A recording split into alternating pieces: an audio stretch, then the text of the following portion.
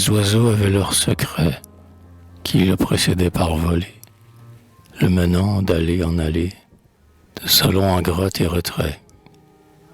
Toute la noble multitude cueillait des fleurs, chemin faisant, et l'on parvint, en devisant, de solitude en solitude, jusqu'à l'antre d'or où, parmi des fleurs plus blanches que nature, mignonnes en belles créatures, dormaient près du page endormi.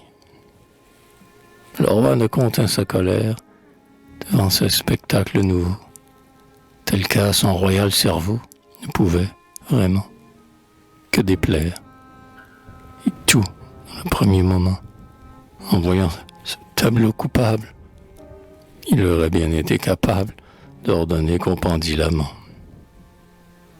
N'était-ce point un pauvre sire, n'ayant sou, ni maille, ni nom, si mince et petits compagnons, qui cuillaient n'eût daigné l'oxyre.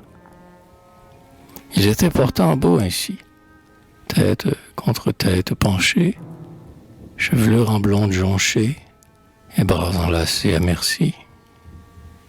Ils souriaient, et dans leur rêve, aussi charmant qu'eux et léger, ils semblaient encore prolonger l'heure aux amants toujours trop brève, car ils balbutient entre eux des mots si doux de voix si tendre qu'au bois il n'est plus doux d'entendre ensemble ramiers amoureux.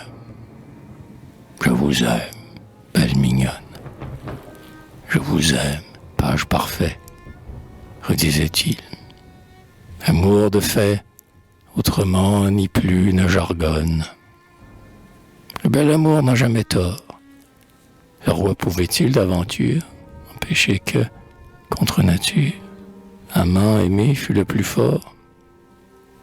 Contre ouragan, feu, fer et flamme, contre vent, marée et fureur, poison, serpent, roi, empereur, prévaut force aimante de l'âme.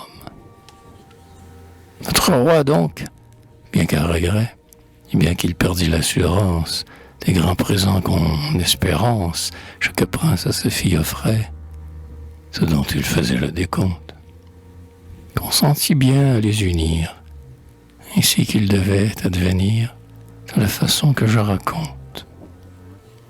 Tout bon courtisan prouva, quoiqu'il en eût de jalousie, il n'est royale fantaisie qu'on ne suive comme elle va. Aussi fût-ce chant d'hyménée, fleurs en bouquets et compliments, autour du réveil des amants et de leur grande joie étonnée. Les noces durèrent 3 mois. Il faudrait pour les compter telles les belles muses immortelles, le Ronsard, le grand Vendômois.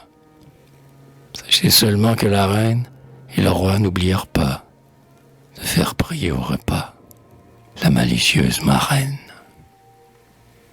Le chemin de fleurs peut montrer, si ma fable vous embarrasse, qu'amour laisse après soi sa trace, et d'où je veux encore tirer qu'amour est chose si fleurie, qu'il ne se peut longtemps cacher, ni ces belles fleurs empêcher d'être telles qu'on s'en récrie.